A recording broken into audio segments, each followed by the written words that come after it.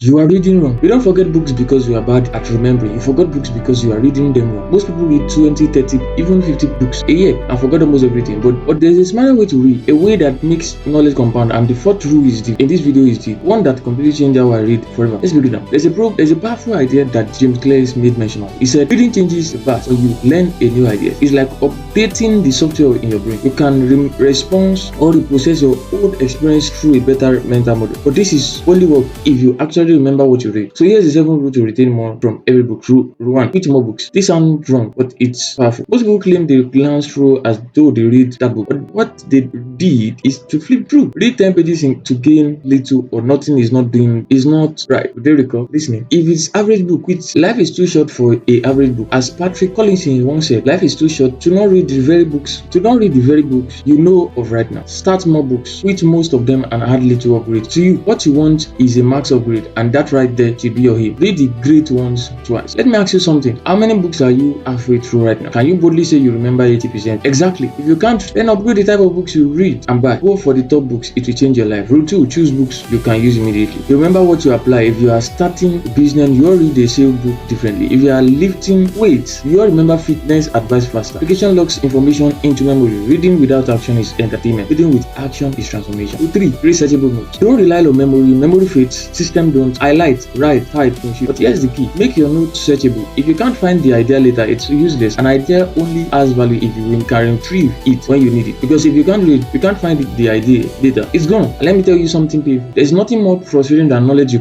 once had the answer and not being able to access it. I remember reading a book that completely shifted my perspective. I underlined powerful lines. I felt sharp, focused ahead of everyone else. I told myself I will never forget this. Months later, I hit a difficult season, confusion, self-doubt, big decision, and I remember that book had the exact insight I need, but I couldn't find it. I flipped through pages, I set random quotes. I wasted an hour trying to chase a memory that had already faded. And in that moment, I realized something uncomfortable. I didn't lose the book, I lost the lesson. That's when I understand. Inspiration without a system is temporary. If your knowledge lives only in your head, it slowly disappears. Now I treat ideas differently. Every powerful insight goes into a searchable system, because when life tests you, you don't need motivation, you need access. Books stopped being something I consumed. It became something I could deploy, and that changed everything. Rule 4: combine knowledge trees. This is your retention booster. This is where things get powerful. Imagine every book as a tree. The trunk is main idea, the branches and the details. Now here's the trick: when you read something new, connect it to something you already know. If one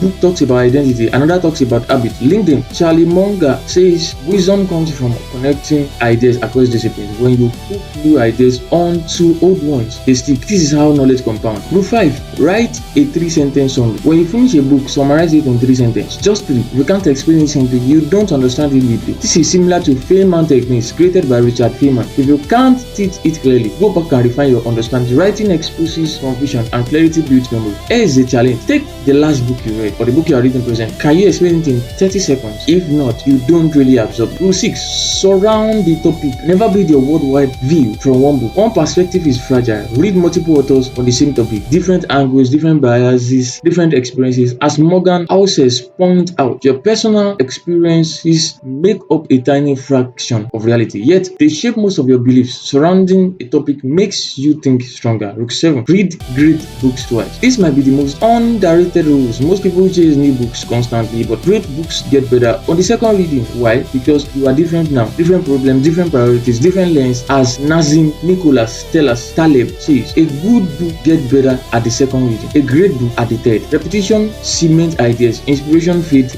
repetition transforms. Listen, reading isn't about finishing more books, it's about upgrading your thinking. Start more books with average ones, apply what you learn, connect ideas, summarize them, surround the topic, read again. Great books, right? Do this and knowledge will compound for the rest of your life. If this change how you think about reading, comment I read to remember, and subscribe for more deep breakdown on mindset, habits, and high performance.